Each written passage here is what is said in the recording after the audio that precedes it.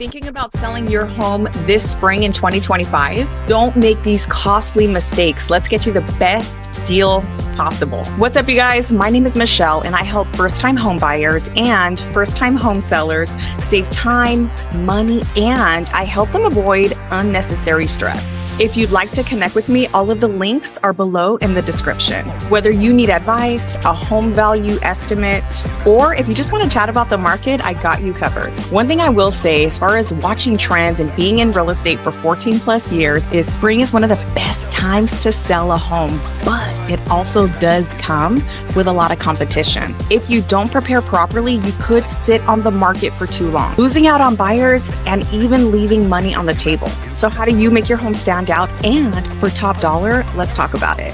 Step 1, preparing your home for the spring market. First impressions are everything. Here's how to make sure that the buyers, when they pull up, fall in love with your home. Number 1, boost curb appeal. Trim landscaping, add fresh flowers, and give your front door a fresh coat of paint. Number 2, declutter and depersonalize. Create a neutral space where buyers can envision themselves. Number 3, make small updates that matter. Fresh paint, updated fixtures, and minor repairs can increase your home's value. Number 4, let in natural light. Buyers love bright and airy spaces. Open those curtains and clean the windows. Step 2, how to price your home right for the spring market. Remember, pricing your home, this one is very, very, very important. Pricing your home is key. Super, super crucial in the marketing of your property. Overpricing can scare away buyers, while underpricing can leave money on the table. And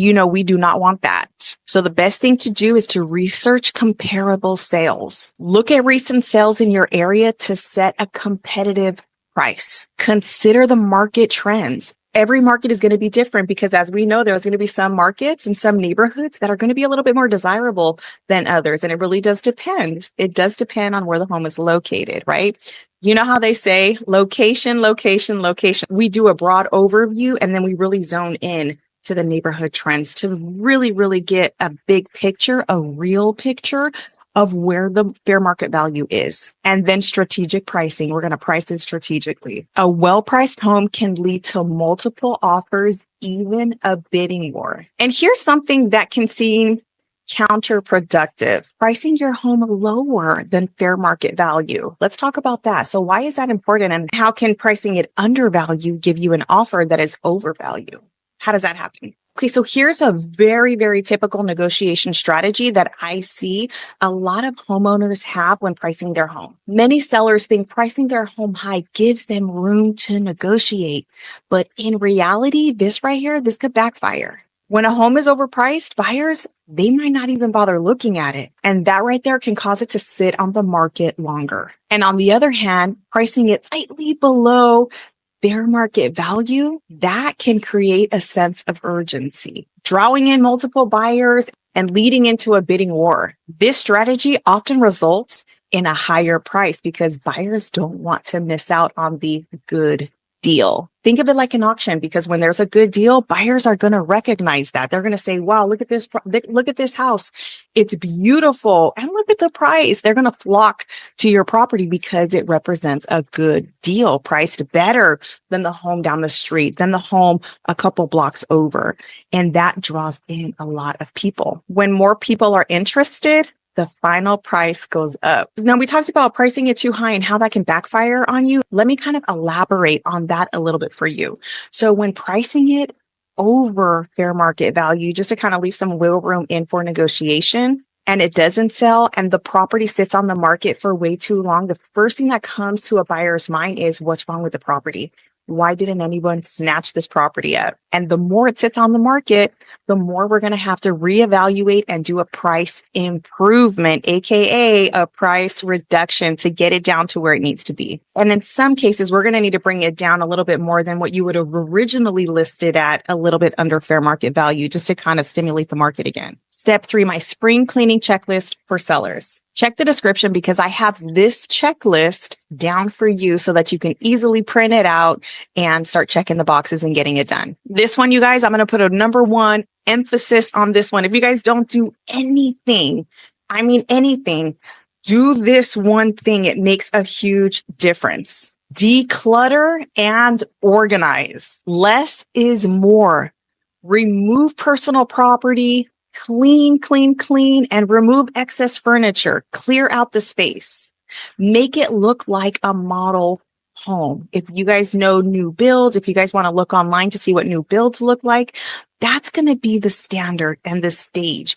Even if it's in all original condition, it doesn't have to. I'm talking about the layout of the furniture and the cleanliness of it. And you'll even notice that there's no pictures of people's families and themselves and things like that. It's artwork. So you're going to want to mimic that. Either do this yourself as a DIY, or you can hire somebody to come in and deep clean the whole house. And I'm talking the baseboard, carpets, appliances, get in the stove, leave no dust bunny behind this spring. And this one's a no-brainer, but I'm going to say it anyways. Neutralize odors. Make sure the house smells good. You can even add a welcoming touch like fresh flowers, baked cookies, clean towels hanged in the bathroom, a staged dining table. That can also make a really big impact. Step 4, understanding the spring's market trends in 2024 and now in 2025. We're going to want to take a look back at the past year and even the past 2 years. We're going to kind of want to see and paint a picture of where we were and where we are now. Spring is one of the most busiest times in real estate. Knowing what's happening in the market can give you an edge. High buyer demand. More people are wanting to buy in the springtime, especially families wanting to move before the summer. Inventory levels matter. If supply is low, then your house has a better chance of selling quickly and for top dollar. Interest rates also impact buyers. Lower rates mean more demand. Higher rates means buyers get pickier. So we need to be prepared for that. And marketing strategy, you guys, this is key. We need professional photos, strong listing descriptions, and a strong online presence can make all the difference. Are you planning on selling your home this spring? Drop a comment down below. Let me know what your biggest concern is. I'd love to help. Selling your home this year is all about preparation, timing, and marketing strategy. You want to make sure that your home sells for top dollar and fast. I am here to help. Want a free home value estimate? Check the link in the description. Have questions? Let's chat in the comments. And I'd love to invite you to subscribe to the channel and join the community. Join the community for more real estate tips to save money, time, and unnecessary stress. You guys take lots of care, and I will see you on the next video. Bye-bye.